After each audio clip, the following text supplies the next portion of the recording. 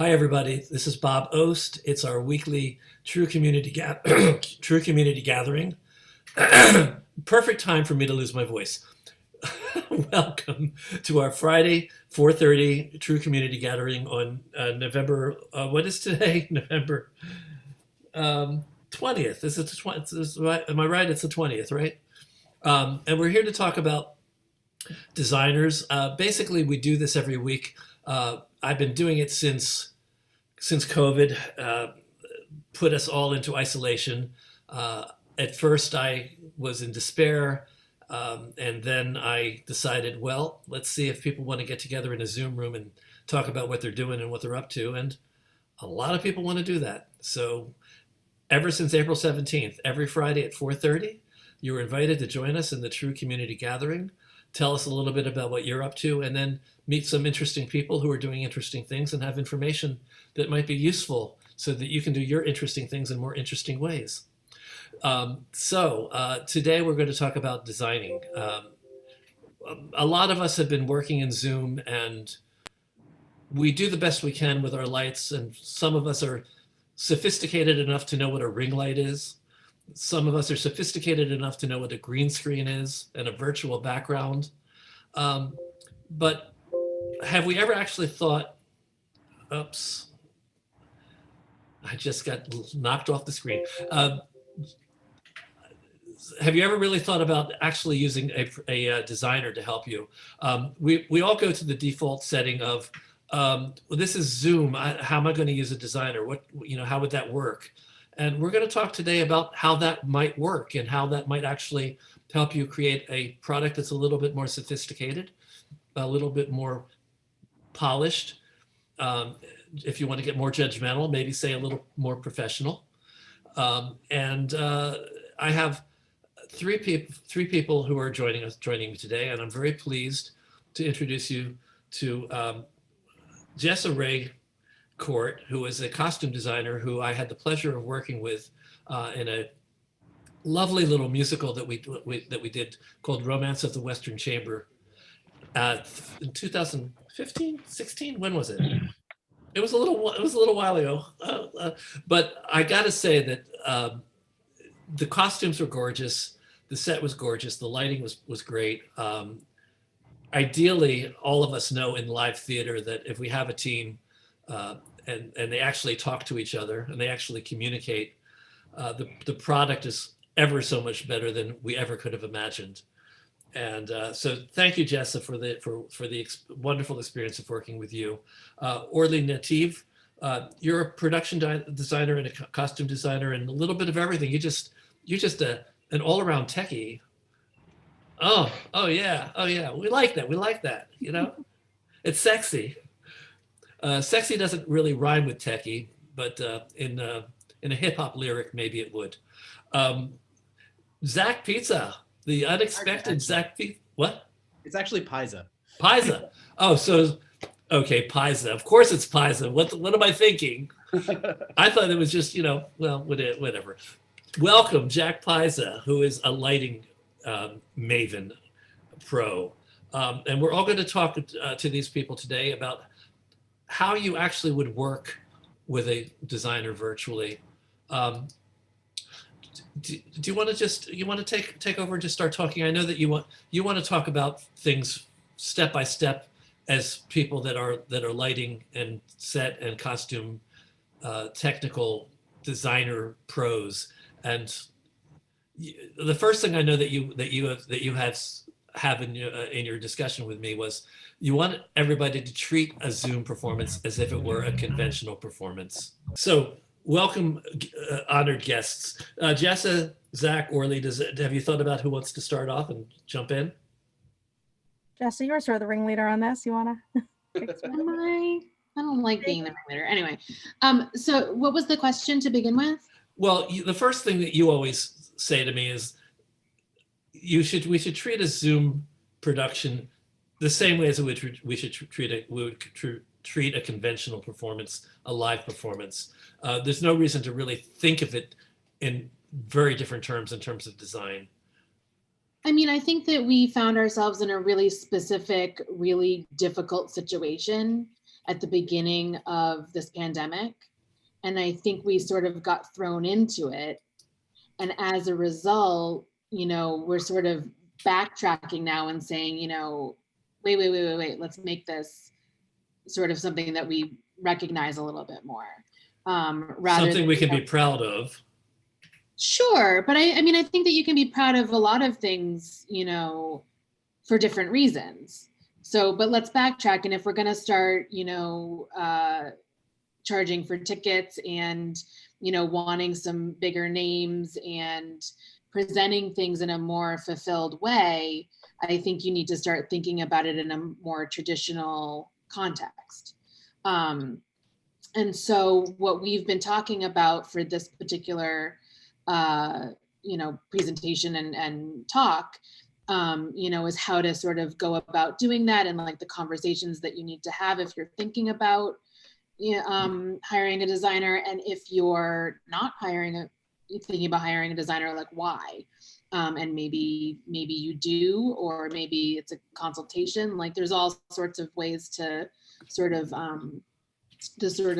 talk about it. But I think that we've come to the point where we're thinking past the reading. There were a lot of like living room concerts and readings, and let's just get something done, and like we've been sitting for 2 months, like let's do something, and like that's all valid, like it's all good, solid work that we should all be proud of. But like, how many readings are we going to do before we need to do a realized production? And since we can't do a realized production in a traditional sense, like what does that mean for an online platform? What you said earlier was actually, I want to emphasize it. Basically, you're talking about if we want to monetize this, if we actually want to charge admission, if we want to go beyond development. So basically, I've been encouraging people to use Zoom and use virtual and the reality that we're in right now, to use it for development.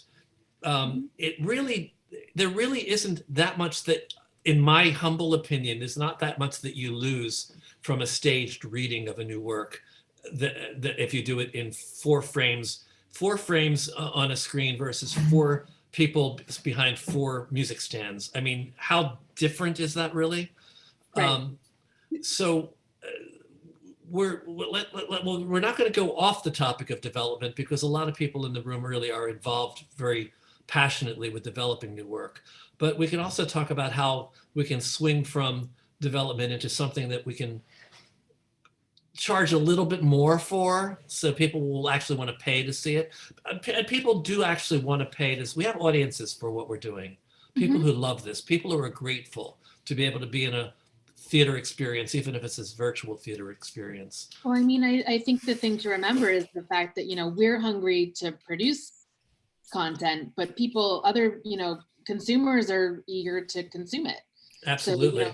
So, there's tons of people who are just, they're missing the audience experience. So, we can't necessarily give them that specifically, but they can still be part of a group of people watching a live performance. Yeah, once you've binged Lovecraft Country and Schitt's Creek, I mean, you might want to see something else. Although The Queen's Gambit is pretty amazing. I haven't gotten all the way through it, but I'm very excited that I still have some of it to go. Oh my God. Yeah. All right, okay. Good. But let's not diverge. I know, right? So we sort of wrote down some notes, as you know, to sort of keep ourselves on track. And I have them on my screen. Okay, good. I think I'm going to sort of throw it to Orli to start talking about, because there's what we started talking about in our conversation was how to sort of think beyond the Zoom, and the beyond the Zoom may or may not start with using another platform. And Orli has used several other platforms, so I'm going to let her talk about those. Okay. So Orli, that's actually a very good thing for everybody to know. We talk about the different options we have, and we all know that a lot of us default to Zoom, but we've talked about StreamYard and we've talked about others. Right. So tell us, what is your experience with the different platforms? Sure. So what's interesting, we can look at, in this place of thinking about best practices for a digital production. That Zoom is really wonderful. You know, it allows for that interaction, but it does have a certain onboarding at the top that says, unless you're using the webinar style, you know, all right, everyone, please mute yourselves, come in with your video off, you know, hide non-video. There's a lot of steps to guide people sometimes. And then you can stream live to YouTube. There's a great kind of live editing system now called Restream, which you can kind of have a back end. You can have somebody in the back running it, say popping your performers up in different boxes, coming on, coming off, queuing people up kind of in the wings and bringing them on, and it can be coordinated. There's a really wonderful burlesque and kind of vaudeville troupe called Rhinestone Gorilla Burlesque that's been doing a web series on Burlesque Galaxy, but they've been running their kind of events, their launch parties with Restream via YouTube. And it's been a wonderful experience because there's also a chat function. So it feels like that audience back and forth. There's a what function? It's a chat function that Chat, it has sorry. as well. So you know, the audience can be like, yay, hooray, when something delightful happens, but it's much more controllable than say Zoom, because you can pin your performers in the order you want them, which could be really valuable for its kind of on-screen blocking. So those are a couple things to think about, is whether you do in fact want to use Zoom. Are breakout rooms useful? Are Zoom's functionality helpful? And then we kind of talked a little bit as well about whether the kind of liveness is key as well. Is it important to know that you've got everyone live in their homes, in their sets, or can you, and I think Zach will speak a little bit more to this as well, gain something from doing pre-recorded elements, like say songs? Yeah, I mean, once you get into musical territory, anything with music, if you do a concert, like plays, readings, it's great for Zoom. But really what we're thinking about is we're all trying to elevate past the tradition, like these Zoom readings that everybody's doing. And how do you elevate it? You have to start thinking about what are the needs of the production and how do I enhance my production? And to do that, maybe the answer is that it's not a live on Zoom thing where everybody's giving the performance at the moment, and you record however you want to record and you edit it together. And I've seen plenty of dance pieces, musical things that are recorded already and edited together, and they are in the style of the individual screens, like over here, like we are right now with 4 boxes on the screen. So you're showing each person in their isolated area, but it's more composed and it's more finished and it's more polished. And it's just, I mean, the same way that when you are starting a production on stage, you gather everyone and the canvas is a blank stage and an audience. And the first question, the director talks to the designers and we're like, okay, so what do we want this to look like? The same thing should happen with any digitally presented production. Don't think of it as a Zoom reading. Think of it as a digital production. The question between live and pre-recorded is a raging question in the business right now. I have some professional friends, a little on the high end side, who don't believe that anything should be live. They think that you need to have the full control and be able to create the polished, complete product in post-production. I'm between that. I think that the combination of live and pre-recorded is the ideal, because you want, no matter how well you do your post-production, there is, for most people, there's going to be a sense of it's not happening right now. It's not live. We can tell. But if you have some elements of live, then it brings the audience into that live experience for at least a moment. That's what I'm planning for a benefit in January. Which makes lots of sense. It's just, I mean, there are just certain things that just you can't really do. Like when you're crossing into involving music and coordination with music, having musicians perform together in different places live. You got to have some really strong internet. You got to have some really advanced monitoring systems and things like that. You know, like it's a logistical nightmare. You know? Zach, just so you know, I think the first or the second of these gatherings that we did was a conversation with Ted Arthur, who was the conductor for the Sondheim birthday tribute. He conducted the opening overture to Merrily We Roll Along, and he took us all the way through the whole detail of how complex that is and how impossible it would be to do live. It just is not even feasible. It's a mess. You have a mess of music, notes that don't really mean anything. Yeah, and so I mean, aside from sound, that really translates to all of our other, like, what the other design elements: lighting, scenery, costumes.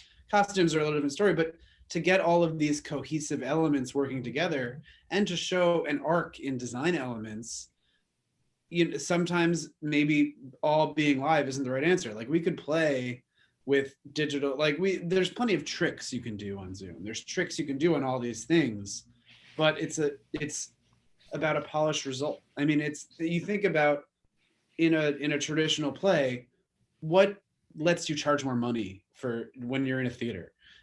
It's production values. Stars help, but production value is really what, if you spend $80 on a ticket to a show, you want it to look like an $80 show. There's nothing worse than, I was telling Jessa last week, I spent like $65, $70 on a production I went to at the theater center, and I got there and there were like 10 lights in the air and I couldn't hear and it was a musical and I couldn't hear half the singers. So you're not really talking about fancy sets and fancy costumes. You just mean basic. Everything needs to be basically professional and as good as possible.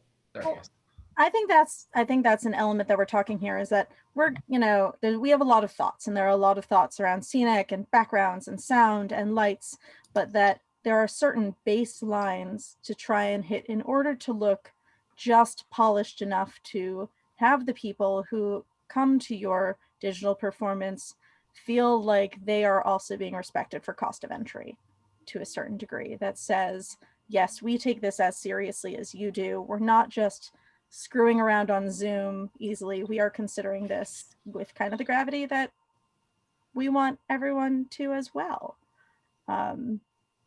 To take a little bit of time to calibrate mics and whatever lights are in your apartment, or where people sit in front of the screen and do things of that nature. That can be pretty basic, but not everyone is thinking of, or hopefully we're all coming around to thinking about. Let's break that down again and talk about it, because I think the placement in frame and the mics and all of that, I think those are things that we all need to know more about. Anybody want to jump in on that? Okay. Leave me dangling, don't you? I mean, yeah, it's the camera placement's super important. I mean, you can see, I'll just move my computer around. I'm working right at a venue downtown at Subculture. There's someone streaming out there on the stage. I'm in the green room. When I first sat down, I had put it on the coffee table like that, and it was just a little lower. And nobody really wants to look up at my nose this way, like I took this little thing, I just propped the computer up a little bit to get the camera a little bit more level with my eyes. I moved around. There's like one light I could have moved around. I moved it to position this way, so it's a little bit more in my face, as opposed to the light in the room was here, right?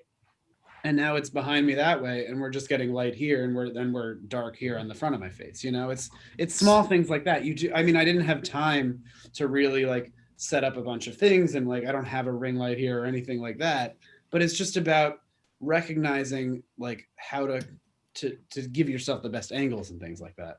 So how do you work with somebody virtually? If you're, well, let's talk about consultant versus designer. For a second, let's just jump to that. How do you work as a consultant, and how would you actually help people as a designer? If you were, let's start with lights, since you were just having the conversation with us, Zach?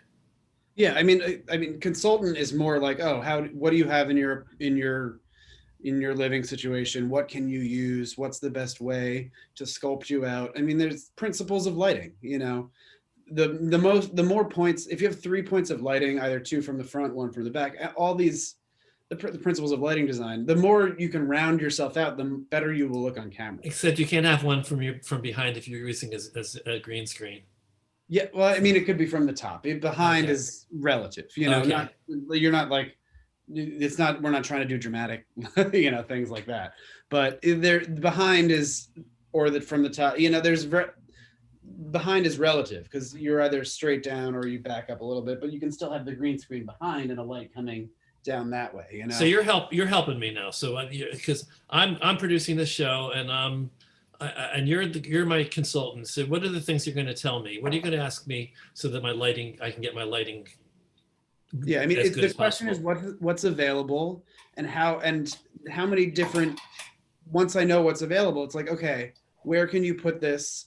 How much light can we get in a full surround that you look as even as possible for the situation? It's about even light, and if you have a green screen in the background, you want the green screen to be evenly lit also, so that both you are evenly lit and the background behind you is evenly lit, so that the camera can then fill in the blanks without you having to like go in and digitally edit things like that, which we're not doing in basic things like Zoom.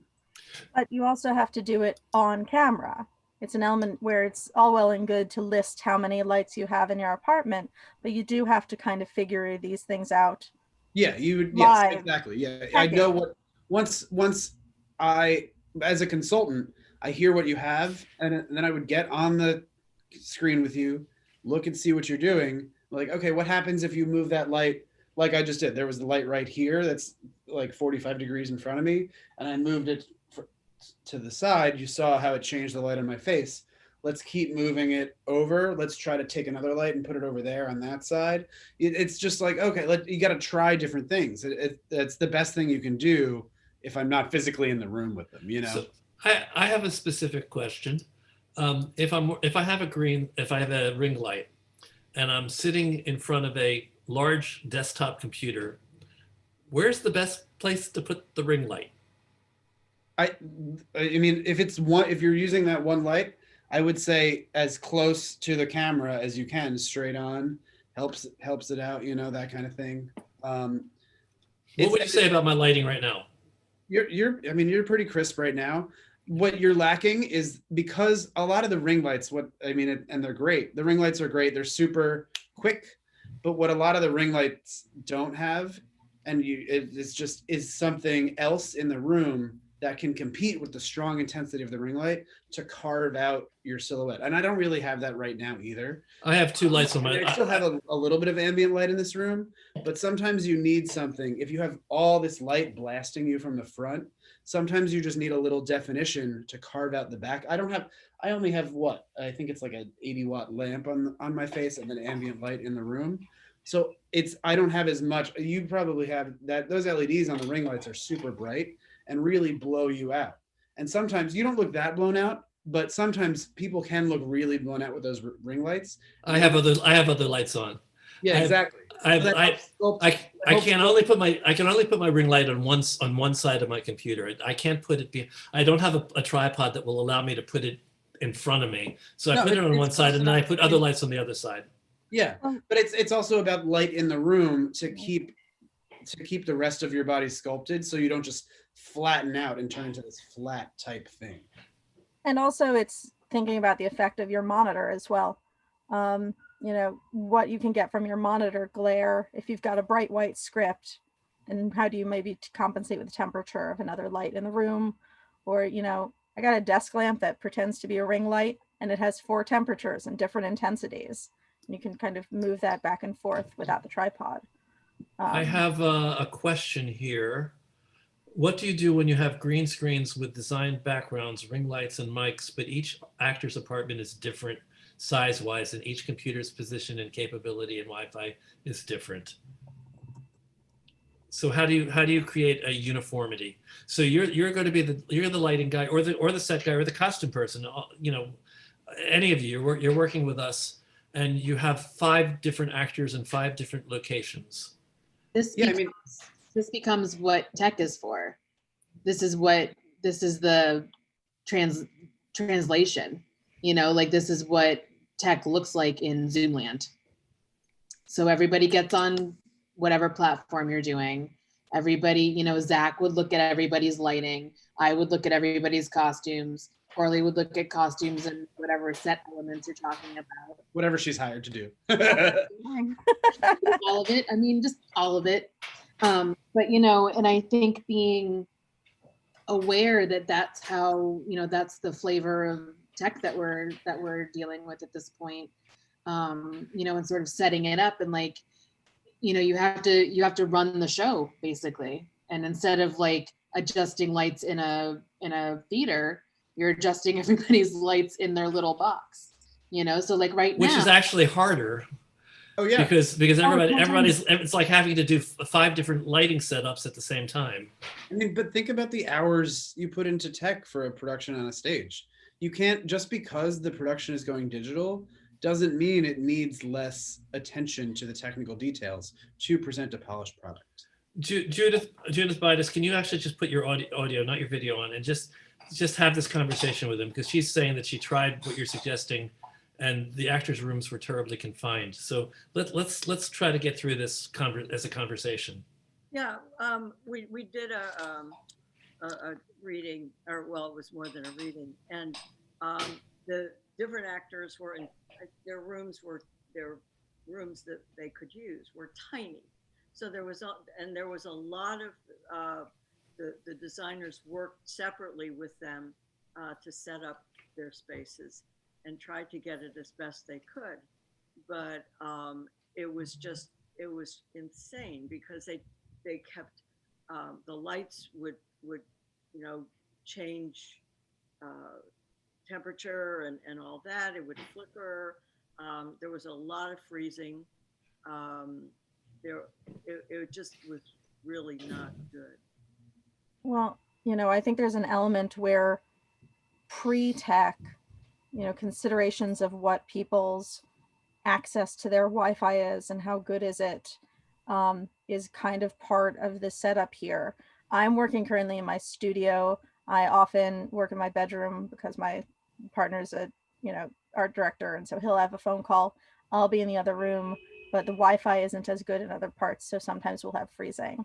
And so that's kind of a pre-tech calibration, even to just see what's going on.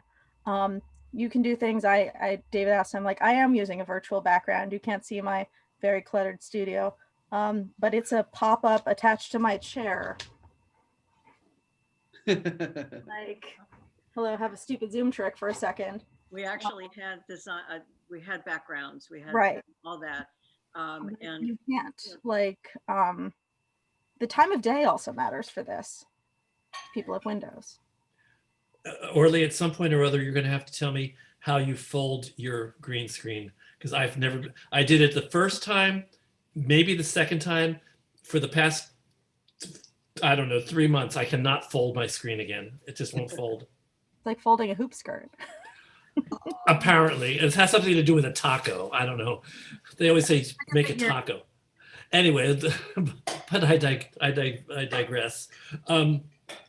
Let's talk for a second about, because we're talking about lighting, and there's lots more that we could say about lighting, and we will. But let's go to virtual backgrounds, which we were starting to talk about, and sets. How do you help somebody who has actors in 5 different locations create something that's unified, that has some sense of unity to it?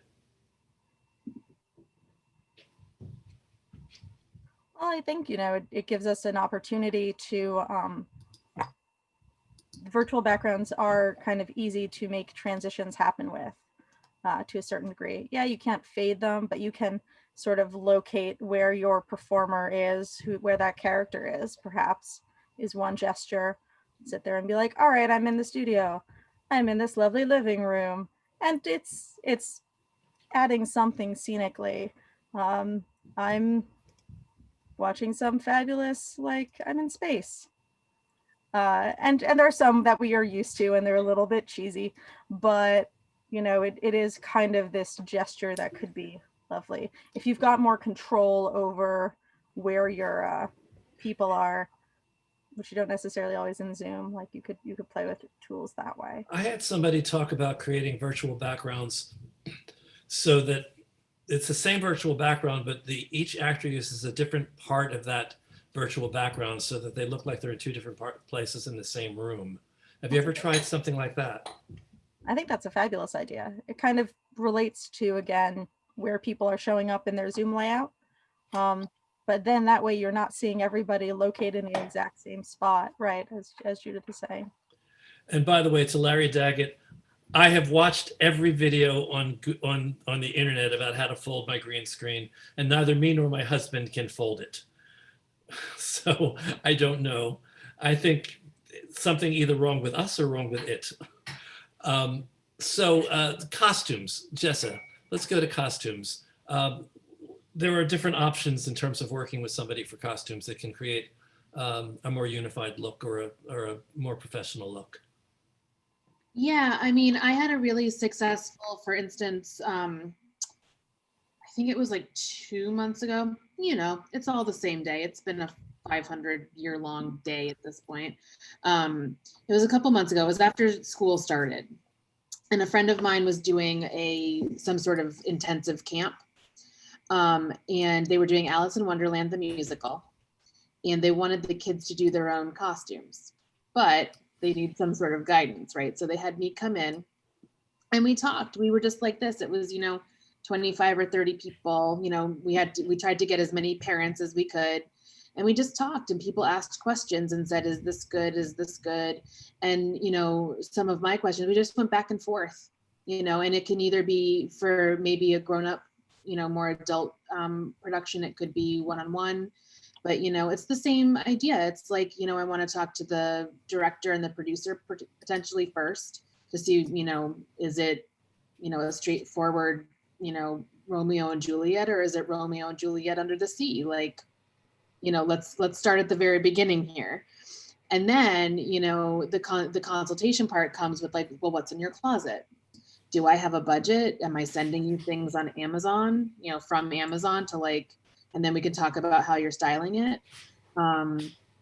There's all sorts of ways around it. I've always used YouTube videos, but people seem to be using that more for like makeup and hair tips. There's a lot more like tech involved at this point. And can I just jump in and say that this is not something that you bring a designer in on the night before your Zoom presentation. No. I think I did that consultation. I think it was a 4-week camp, and they brought me in like towards the end of the first week. So that for them, that was enough lead time. Like the lead time, can be should be similar to any normal show. Like a couple months. And if you know that you're going to be doing a show, I know now we were just talking at the beginning of this evening about how you can do a Zoom presentation or Zoom show, next week, and you don't have to rent a space. Right. Or something. But if you know that you're thinking about doing it, start reaching out to people, because you do need lead time. I mean, if you're going to be ordering things and stuff, you do need a little bit of lead time. And if you need to, and if whoever's in charge of designing, like whether it's usually it's the director, obviously, but like, producers like to be involved in that stuff too. Like, if you need help figuring out your theme or, what you want to do or what's possible or any of that, it's normal. It's like, 2 months out, 3 months out, whatever. And I remember when we worked together, we had extensive conversations early on about palette. And the palette conversation involved not only the costume designer, but the set designer and the lighting designer. Absolutely. So what we're suggesting is that there's no reason not to have those conversations when you're doing a Zoom presentation. No, And there's no reason to like last minute have everybody say, oh, what's in your closet? And they said, oh, well, that doesn't really go, but is that all you have? Okay, that'll have to do. Right. So if you give it some advanced thought, there's you can actually have a design, something that we can call a design rather than a random assortment of visual elements. Well, and let me say, like, even if you want it to look like it's a random ragtag assortment of things, you know, thinking it out beforehand will make it look more like you intended rather than, you know. An intentional random assortment. Right. Okay. Well, and you don't have someone showing up with like their head floating in space because all they had was a green scarf. I mean, Things that's things useful. to remember. You should have a green scarf. Fine. Let's see. I'm trying to see if there's any other questions. Somebody was asking about whether there's a virtual green screen that you can put up digitally and then afterwards insert digital backgrounds. I don't think so. I think it has to do with, because basically you're a three-dimensional image that's being photographed by a camera. So anything that's not in the room with you is probably not going to help make you look any better or any more stable, less pixelized. Right. Well, like Zoom backgrounds, if you don't have a green screen, will key pretty well, more or less, but your hair will go away and anything that you're holding doesn't, it's not great. And a green screen will do better. But yeah, I think, you know, this is also not saying that you can't do a physical background if you've got stuff around, or send people. I did some curtains for another school show and they all had sparkly, fabulous curtains behind them. So they were totally unified. It was a scenic object. I mean, we talked about this a little bit yesterday. I mean, it just comes down, it's about time, and like the more you can enhance your productions. If you have, I mean, budget is obviously a question for everybody, and no one's, you can make these productions anything you want them to be by thinking about what platform you're using. You can send gear to your actors' homes and guide them in how to set it up. You know, all of these things are possible. Anything is possible if you like put in the time and the planning and have the right people guiding you on how to get things done. I hate to even bring this up, but it's really would be helpful if we could get everybody who is involved in a production to have adequate Wi-Fi connection. So, I mean, I was thinking that the least thing I would do would be to send Ethernet cables to everybody. Oh, we lost Orli. There she's back. Sorry. Oh, there she... Clicked the wrong thing. Or was that another Zoom trick? Poof. Or send people the same light. You know, The same ring light, you mean? Like, the same, right. You send everybody the same ring light. You send everybody the same mic background. Everyone gets the same microphone. You know, it's or the production has computers that they send to people if someone doesn't have a good camera on their computer. Judith is still tearing her hair out. Judith is saying that they did all that and they still had problems. It's hard.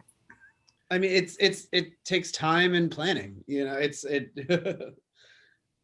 we may not have all of the answers for how to solve each specific problem, but that is what tech is for, and that is what you hire experts for in certain fields. And play test ahead of time with people in different areas. Does it look good on mobile? Are you in a large building with a lot of people on your Wi-Fi? Like, yeah, the more you can test it, the better you can drill down what the individual problems are.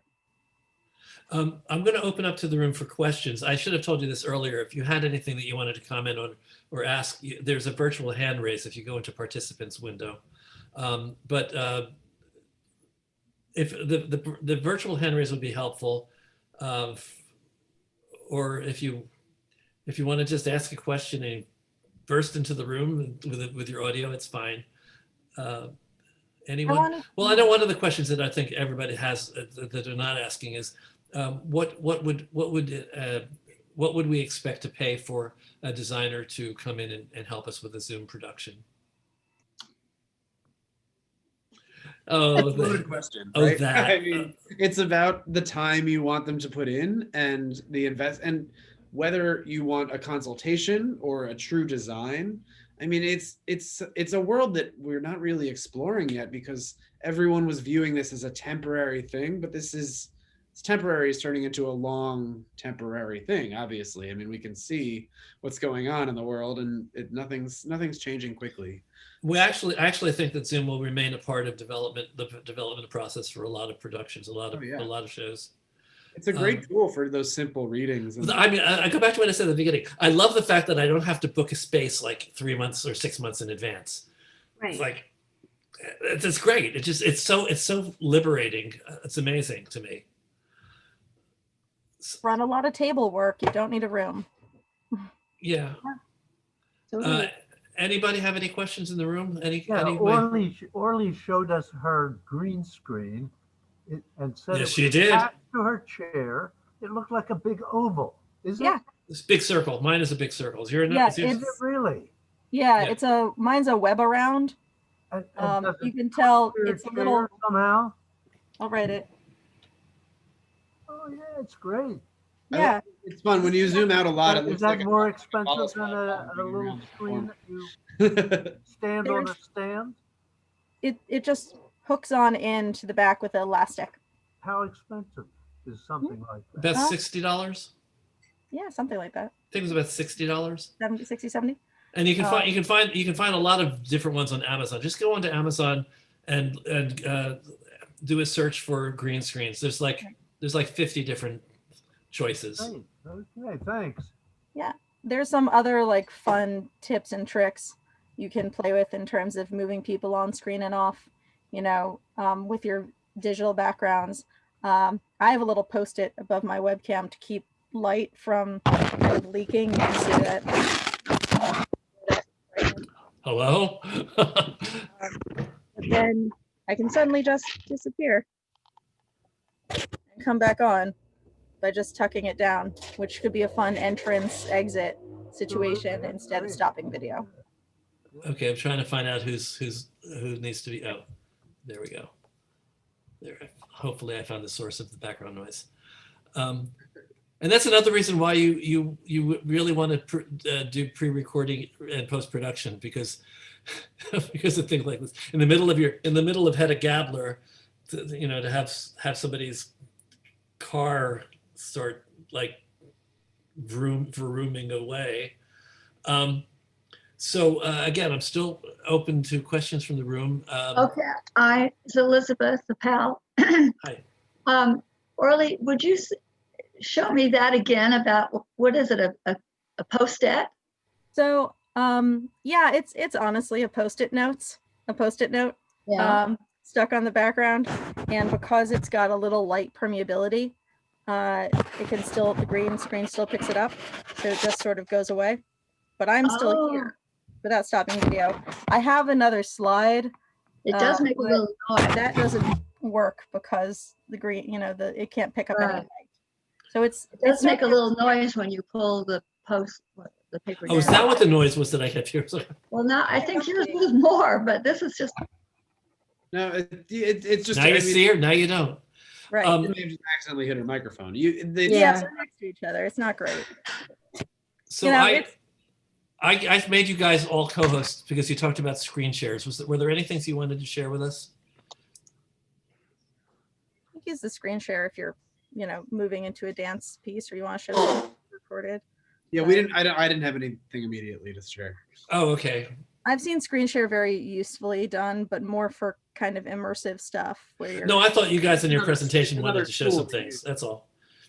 So that's why I made you co-hosts. Any other questions, guys? Yes. Is 829 getting involved with designers doing virtual productions? Do you know What was the question? whether the designer union is getting involved in Zoom?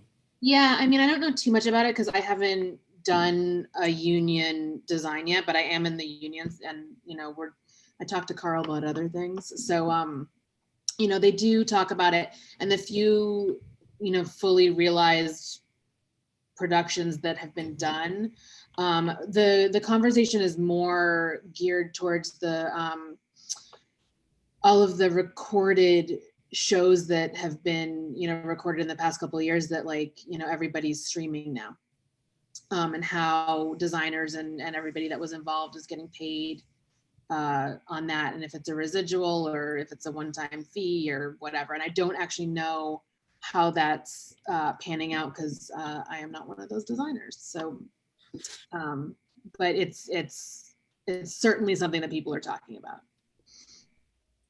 Somebody was asking what virtual productions have been well done, and I wish I could. A lot of them aren't available anymore. I thought The Humans, which was produced by the Olney Theater Company in Maryland, was well done and interesting.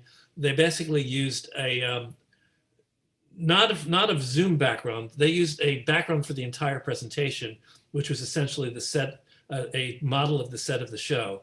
So the whole Zoom screen that you're looking at that contains the four frames that we're in. Excuse me. They had the actual set, which is a 2-level set, and in post production, it was I think a 6-character play. It's the same Humans that was on Broadway. So if you saw it, you know what I'm talking about, hopefully. They moved them upstairs and downstairs. They moved them around. The frames are put in relative position. Now, Orli, you said something interesting I want to come back to, because you said that one of the platforms that you use gives you some control over where the frames will be. Yeah, I don't know whether they were using Restream or, as Ivan mentioned, there's like a few others like StreamYard, but yeah, Restream will let you do that. So they might have done that one or some other. But will they let you do it live, or will they let you do it in post production? Oh, yeah, it's live. And okay. I know that, you know, the group I was talking about, they have a fun splashy background, and everyone gets little frames and can put their names on it and everything else. And the most spectacular use of creative use of Zoom I've seen was the benefit concert version of Sticks and Stones by John McDaniel. Extraordinary.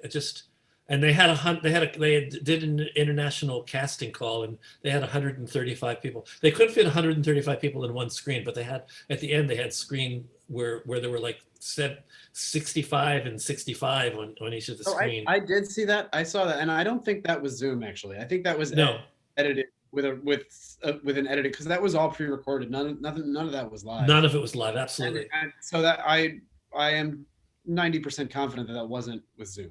It was a digital. No, it wasn't thing, but it was edited.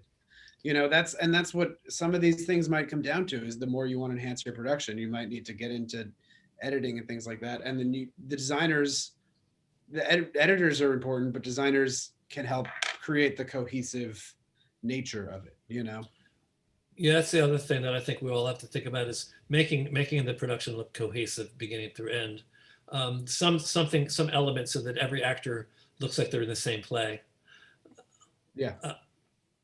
And there's a question there. I've been improving quality of sound with actors or sending mics. I mean, this is what you want to hire a sound designer for, and to tech people for, that they know and they can run those tests to identify what will work reliably, and run individual tests with your performers, and run group tests and dynamics. Does anybody have any idea how much a mic would cost?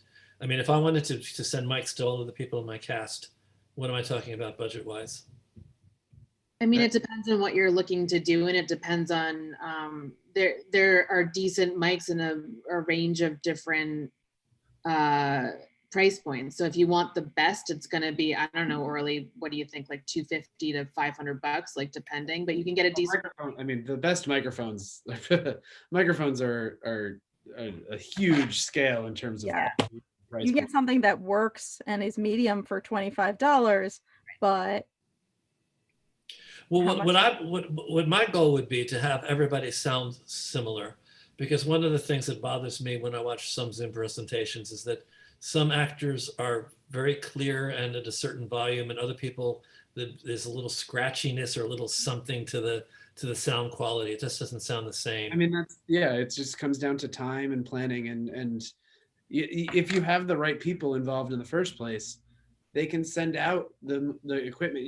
I mean, it's not like all equipment has to be purchased. I mean, how often do you rent things when you're producing on stage? You can rent things and send them to people's homes. You know, it's the same kind of deal. Mm-hmm. Ed Levy is reminding me that one of our guests a couple weeks ago has a show that actually is available for people to see. It's called Tape. Neil McDonald. Is that his name? Neil McDonald? Do I have it right? God, I hope I'm remembering his name. Mary Davis, you know what I'm talking about. It's the piece that you absolutely adored. You can see that for you can watch that for a good example of how to have people moving in space so that they're not talking heads. That means no green screen, because you can't really use a green screen if people are going to be moving through your space unless you have a back wall that can somehow support an enormous green screen. And you have to have earbuds so that and a mic that moves with you, so that when you're moving around the room, your vocal level doesn't change. We talked about that with Neil a couple weeks ago. So somebody wants to know, Orli or Jessa or Zach, if there are any other platforms that you've worked with. Have you had any experience with OBS, for instance? No. It's not really. That's not a platform, but that's a production. Yeah. There were two things. There's a platform that is broadcasting you, and then there's the software that you use that allows you to run the show. Essentially, you're running the show. It has all your cues in it. It can move from live to taped, and you have somebody running that who is just genius, and you can't live without. Even that person. hire that person. I'm gonna interrupt. I have to run away at this point. Oh, darn. Did we frighten I wanted you? to ask. I should have left about 15 minutes ago.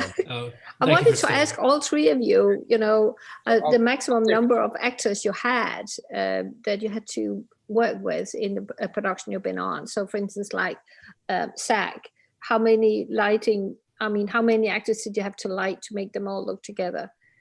And what did you have any specific challenges? Let's say if you had 20 people. I don't know if you had that many. Yeah, I haven't dealt with that many people at once, but it's really, I mean, it's the same principle of, it's the same principle, like when you're on a stage, whether you're in a stage that is 20 feet by 10 feet, or you're on a stage that's 50 feet by 30 feet, it's the same principles. It's just about planning and the time to get it all in. And if you're dealing with 20 people, if you need an hour or 25 minutes to get it right with one person, you have to plan an hour or 25 minutes to get it right with each person. So if you want 25 people and you want it to look the same for 25 people, you just need to take the time and address what the needs are of all 25 people, And if you have, or it comes down to setting equipment out and setting it up, but it's just about time, and. Okay, thank you. So I've got hand raises from Emma and LY.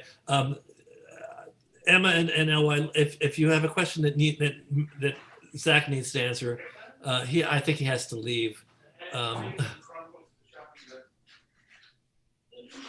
Is somebody talking? Somebody's talking in the background again. Okay.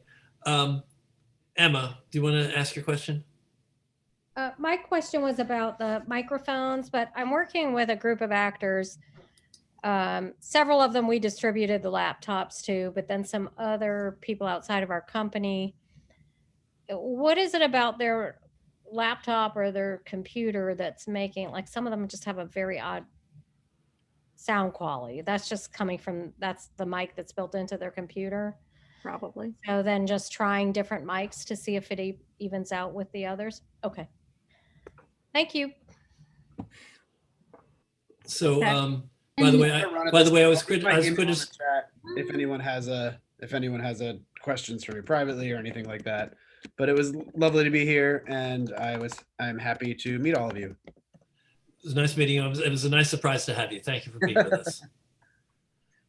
So we're going to continue with questions from LY and then Sam. And remember, everybody, that I want to wind down at some point so that we can do breakout rooms. And I'm hoping that Orli and Jessa-Raye will stay and meet and talk with people. We'll see if they can. LY. Well, mine's not really a question as much as something I thought about. You said earlier as a comment when we were casting The Man with the Floppy Ears for our virtual production. We in the casting call, we asked them that if they're going to be eligible for our cast, was that we required that they had into Ethernet connections. And I don't see why, as this world is being we're all living in this virtual moment. Like some of our cast members already came with green screens. So I don't see why some of the things you just can't actually ask for in a cast requirement when you put out your initial ad. So Yeah, that's what I plan on doing. I think that will be a big part of the casting calls for a lot of us.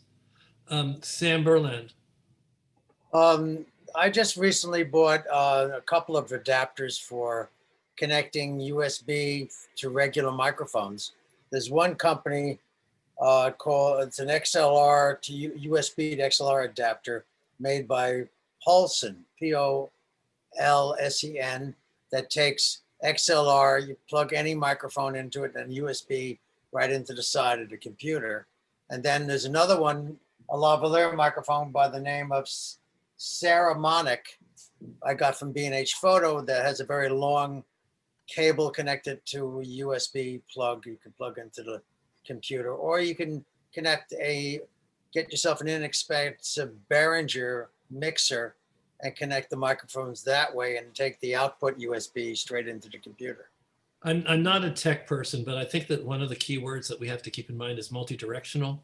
Isn't that what we need for? Well, if you're wearing a lavalier or a Countryman, which fits over your ear and a little wire sticks in front of your mouth, those are wireless mics, or you can get wired ones.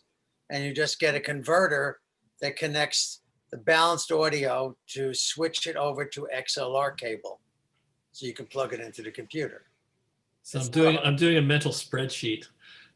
But it's not hard to do. I just helped out one of the members because he's known as the Whistler, and he sings to music that someone sends him. He had hooked up an audio mixer. He went into XLR input and then took the output of it into his computer and recorded it on GarageBand. So you can do things like that.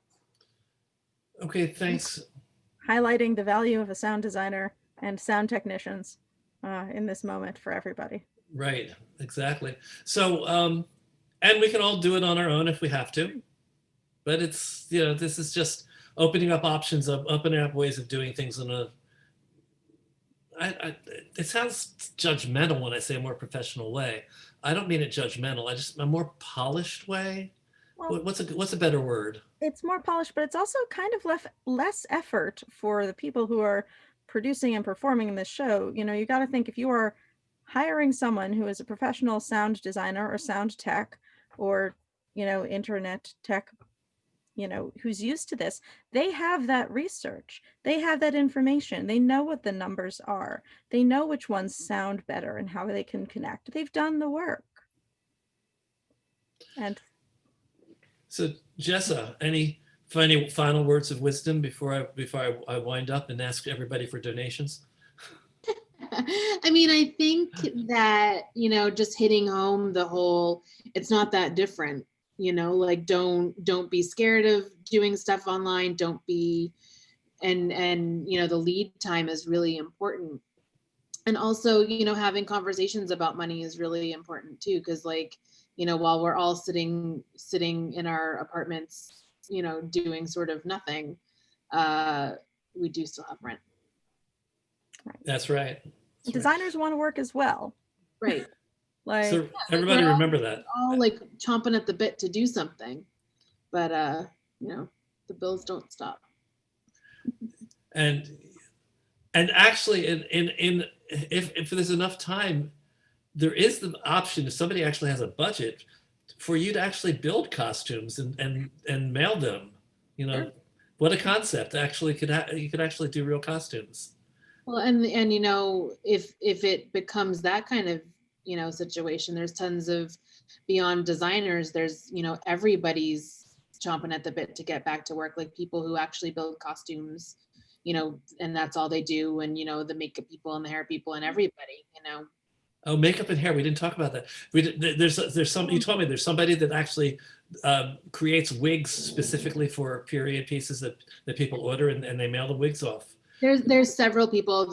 I think the people that I was talking about in our conversation were wig boys. They're in California, but you can just send them measurements and research, and they'll send you wigs. But there's a guy here.